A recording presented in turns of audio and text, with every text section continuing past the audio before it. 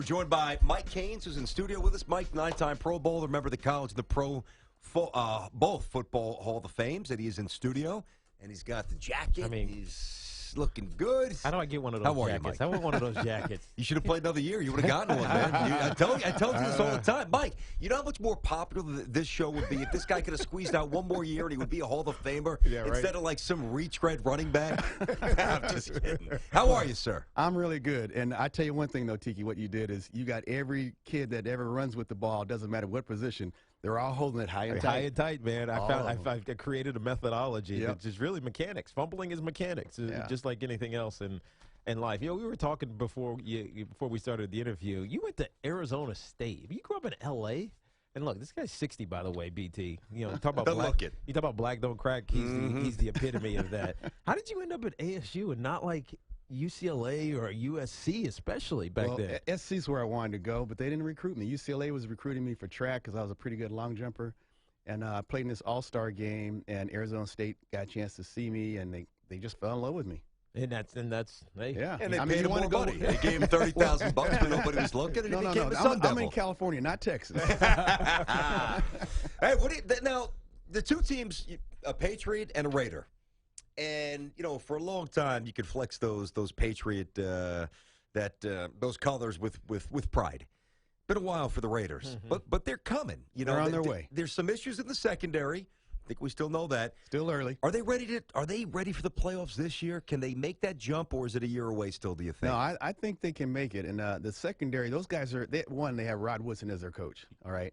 They're going to get better every week. And when I was there, when they played the Falcons, that game, and Rod asked me to talk to the secondary, and I said, look, guys, whenever you go up a team where they have a great cornerback who's maybe older, talk to them before the game. You know, pick their brain. Get to know those guys. I said, that's what I did. I was very fortunate as a rookie to make the Pro Bowl and got to know Mel Blount. Oh, yeah. You know, all the great guys, all the great DBs in the AFC. I got a chance to meet them. I'd pick their brains. And so Mel Blount said he started working out after 2 weeks. He only took 2 weeks off, where all the DBs at ASU were taking three and a half months off. Yeah. So I started working out early, full time. And, you know, just that early knowledge, I think it helped me in my career. Now, obviously, you were one of the greats when you were playing. I always think about this, how the game then, meaning in your era, even at the edge of mine, until now has changed. Obviously, for the wide receivers, it's significantly different. You had to be tough to be a wide receiver back when you played because you were getting the crap knocked out of you. That's right. Does it translate your style of playing the game now to what it was then? I think so. I think, you know, being aggressive and but, you know, even then, I don't think a lot of DBs played the way I played or the way Lester played. Yeah. Or, you know, but we were aggressive. We felt like we were playing offense on defense. We weren't sitting back and seeing what they were going to do to us. We were trying to take the game to them. So they'd be focused on us instead of their game plan. Yeah, you don't see a lot of that too much anymore. The Seattle Seahawks did it. Even though they're playing a lot of zone, they were aggressive at the line of scrimmage. So as an inexperienced wide receiver, you almost think you're getting man, but you get dropped into a zone, so it's confusing. Yeah, and that's the secret. How do you confuse them? So how do you make zone look like man and man look like zone? Yeah, you know, and so a quarterback is going to make some mistakes when he thinks this is man and it's really zone. Yeah, I used to go up on bump and run on a receiver, and there was an automatic fade. You know, whenever he comes up, run a fade. Well, shoot, we've been covered 3.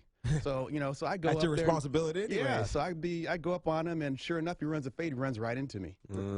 Perfect to me. I'll take that. Thank you very much, quarterback. And I'll return it 30 or 40 yards and maybe to the house if you're not careful. Mike Haynes with us in studio. Great corner, Hall of Famer, Tiki and Tierney. So, Mike, you were born in 52? 53. You have an interesting perspective. You look, Tiki's right, you look younger than you are. But 63 is still 63. So you've seen the world evolve. And I'm curious, and now almost regress, and then hopefully evolve and revolve again. What is your take on the social actions? Kaepernick in the Bay Area, others have followed. What's your take? How do you view where we are right now? I think I probably agree with guys like Kaepernick. I think, you know, sometimes I think things have regressed. And I actually blame television for that, movies for that, you know. Where, you know, people really believe what they see, and it confuses people. So I think there's been some regression. I think what the guys are doing now, like yesterday, they were, on the field. Locking arms, Yeah, locking arms and doing things like that after the national anthem. Look good. I think that was really good. And so I love what Kaepernick has done in terms of bringing attention to the issue. The only thing that he probably wish he would have done differently is, not talk to his teammates, not talk to his coaches, not talk to the owner of the club before he made his statement. Yeah. Let me ask you real quick. Michael Bennett from this for Seahawks said this the other day, and I think it's pretty interesting. And I can't say that he's wrong, but I'm curious if you would agree with this. He said they need a prominent white player to join in and be vocal and join we'll put quotes around the cause or certainly the movement. You see it the same way? Would it be more impactful and maybe more unifying if not that Rodgers should have to do this? Yeah, it probably has to be a quarterback too. Yeah, or maybe J.J. Watt. Somebody of prominence. Yeah, it's got to be a star, I think. A prominent white player. That would help out a little bit, right? Well, I think it has to be a prominent white player that agrees with him, that sees the same thing. Yeah, no, not just for show. Legitimately down. Yes, no, of course. Then I don't really know if it makes a difference. I think that might make that guy become prominent. Everybody, why are you doing it?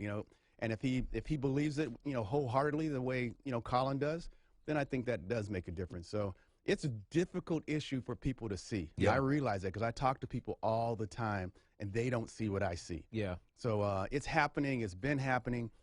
And with the police and everything, I grew up in Los Angeles. I hated the police when I was a kid because of the things that they did to young people. All right. Now, that doesn't mean police are bad people. I know that. It's just like every black guy is not a bad guy. You see one guy get arrested for doing something stupid. Does that make all people crazy? No. I don't think so.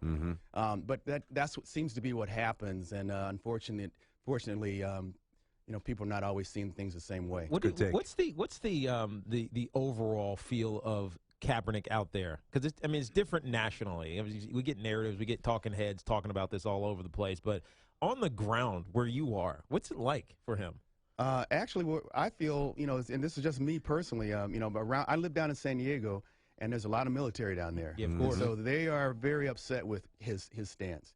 But I understand where he's coming from. So for me, it gives me an opportunity to talk to them about his stance. And I'm not sure they really have changed their mind, but I think they need to hear both sides of the story. I'm talking to Mike Haynes with us here in studio, Hall of Famer, both college and pro, great Raider, corner.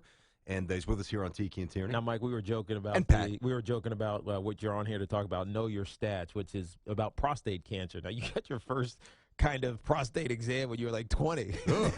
Mike. When you're not supposed to. But hey. Was that an accident? It was a total accident. Funny story. That's a surprise. In training campus when guys have their physicals, right? And so I had held out for a different type of a contract, and I got it. And so when I went in to take my physical, I was by myself.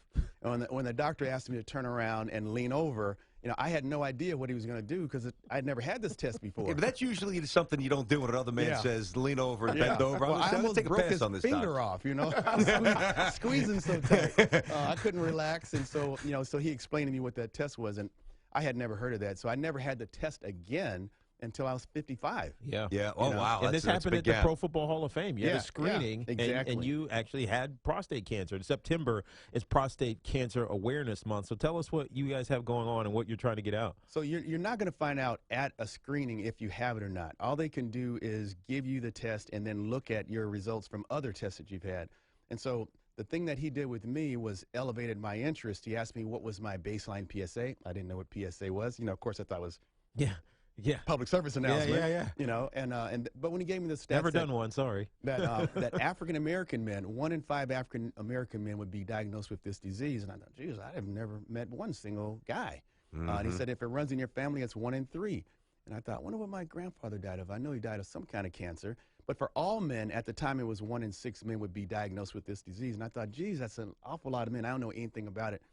And so he said, you want to catch it early. So when I got back home, when I was living here in New York, I called my primary care doctor, and I asked him what was my baseline PSA, and he looked at my chart, and he told me, he goes, hey, Mike, you have had a little bit of a spike. Let's go get you a biopsy. That's the only way you can tell if you have it. And so the biopsy came back positive. I had cancer in 9 of the 12 places that they checked. Wow.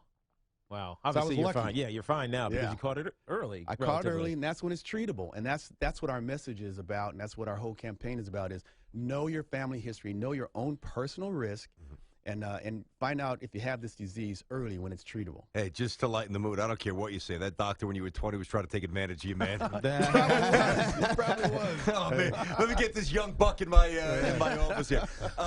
Mike, we have very, very little time, but I want to ask you quickly on Al Davis, real fast. I work with Amy Trask every Sunday on TV, and as you know, she's wonderful. She's brilliant, yeah. And she always speaks. She raves about you and the others from your team and the Raider family.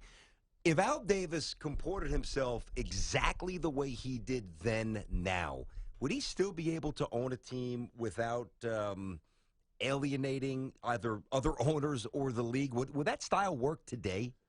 I'd have to say yes. You know, that's just who Al Davis is. You know, and he's not going to change. I mean, he. You know, I think a lot of things that he did that made the Raiders unique that the league does now. You know, like he used to. I can't even tell you some of the stuff he did, But he would get along. I think, you know, he'd have a lot of respect with the commissioner and the other owners, and he may not always be liked. He's not going to be the most well-liked owner, you know, because he's a different thinker. Like Steinbrenner. Yeah, probably in a lot of right. ways. Probably a lot like that.